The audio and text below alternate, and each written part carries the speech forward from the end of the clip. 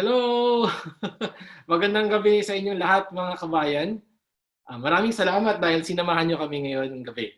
Ako si Justin. At ako naman si Sheena, and this is Chloe. Yan, nakita niyo ba si Baby Chloe?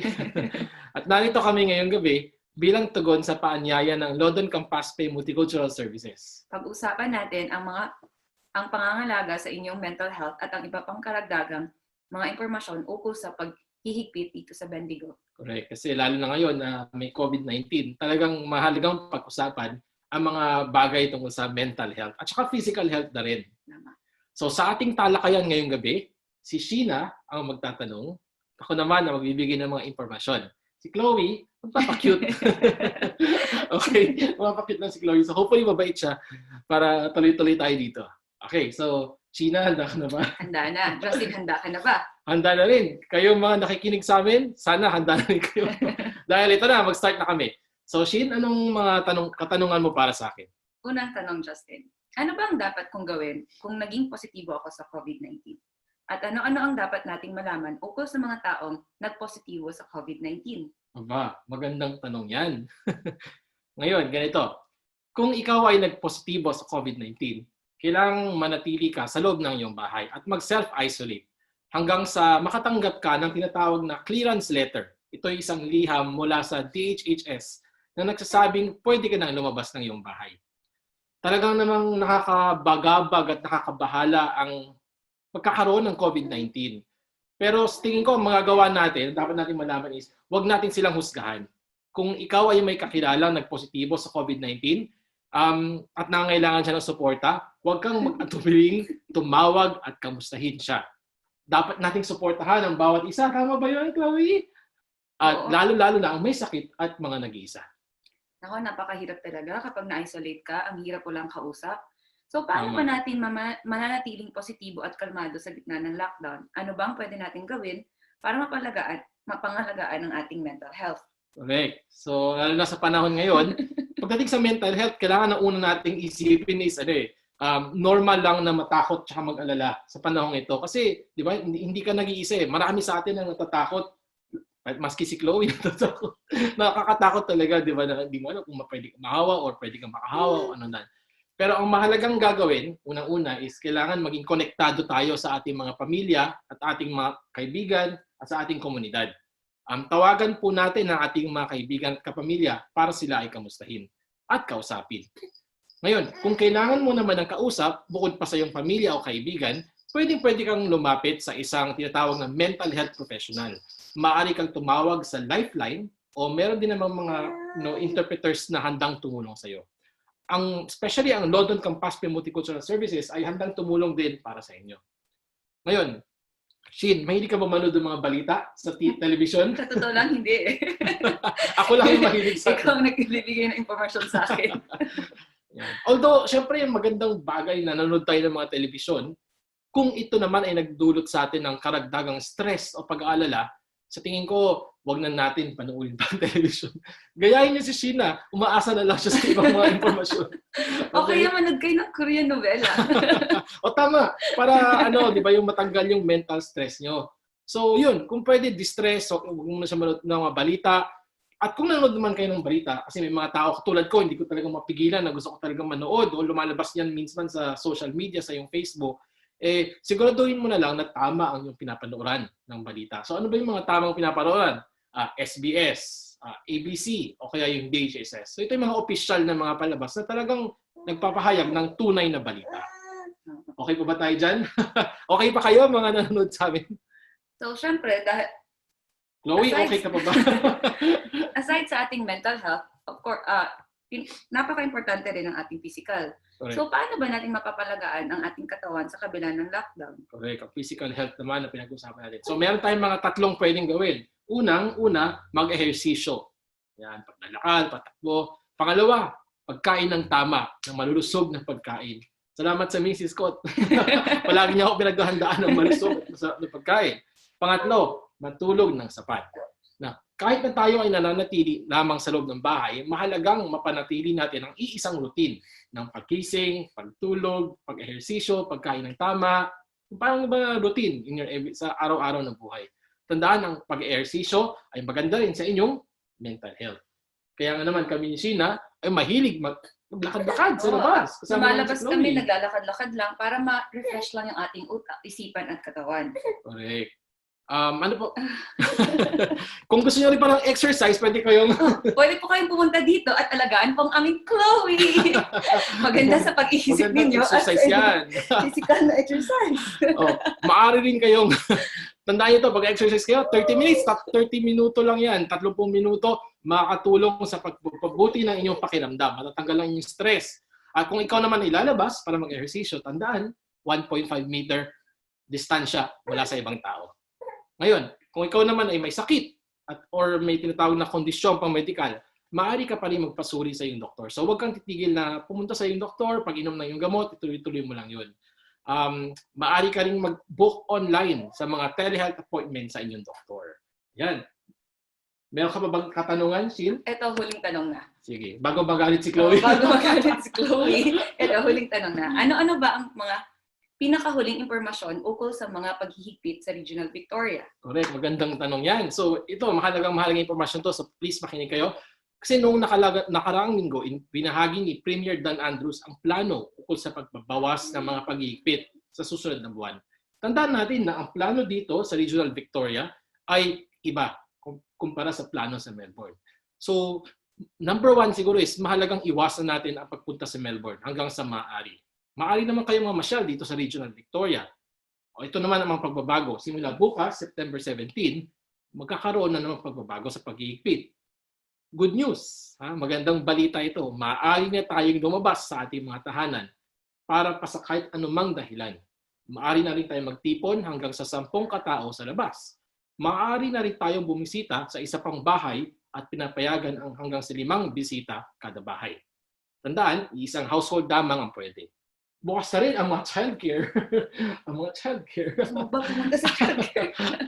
Ang mga estudyante at paaralan ay bukas na rin. At babalik na sila sa kanilang paaralan sa term 4. Wala na rin limitasyon sa pag-ehersisyo. Siyempre, paglalabas tayo, dapat nating tandaan, panatilihin ang ating social distancing, ang 1.5 meter distance, ang pagsusuot ng mask sa ating mga mukha. Okay? Laging tandaan din na maghuhugas ng mga kamay at gagamit ng hand sanitizer para palaging ligtas. Meron ka pa bang katanungan? Wala na. Okay ka na? Kami. Okay Chloe, na kayo, may tanong ka pa ba? Oh. Chloe, may tanong ka pa ba? Wala ka tanong kay Daddy? Wala na. Okay. Kayo ba? Meron kayong mga katanungan, mga kababayan? Sana nakatulong. I-type nyo lang dyan sa ibaba kung pa mga tanong nyo. Sana nakatulong ang aming talakayan at kung may mga tanong kayo again, yun, isulat nyo lamang sa chat box sa baba. So muli, ako si Justin. Ako si Sheena at ito ang aming baby Chloe. Nagsasabing manatiling ligtas palagi sa COVID-19. At kung meron kayong mga katanungan, type nyo lang sa chat box sa baba. Maraming salamat at magandang gabi sa inyong lahat. Bye. Mwah. Mwah. Salamat. Hello everyone, my name is Rebecca Cornish and I'm the Chief Executive Officer with Lifeline Central Victoria and Mallee. I want to take a few minutes today to talk about the importance of good mental health. We've all been doing it really tough recently and it's a really important time to remember about our own wellbeing and the wellbeing of other people. There's a lot of research that shows the importance of positive mental health on our lives. Having good mental health allows us to learn better, to have better relationships, to have better physical health, and it actually helps us to live longer. It's really important to remember the things that help us to achieve positive mental health. Things like sleeping well, eating well, talking about how we feel, connecting with other people, and doing things that we really enjoy. We're coming up to our You OK Day on the 10th of September.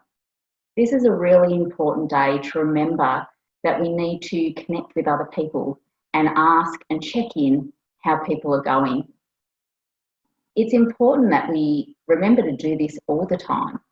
However, it is good to have a day that really reminds us and allows us to talk about the importance of mental health and checking in with each other. It's important to check in with people when we feel that they may be struggling a bit. We might see changes in their behaviour. They may be withdrawn. They may be a bit flat. They may not be engaging in activities that they normally enjoy. It's important to ask the question, are you okay? It's okay to let people know that you've noticed some changes and that you're worried for them and you want to know how they're travelling. It's also important to ask other people how they are and not always assume whether people are travelling well or not just based on their behaviour, because some people may be struggling but may be able to hide it really well. So I think it's important to ask people in our lives, are you okay?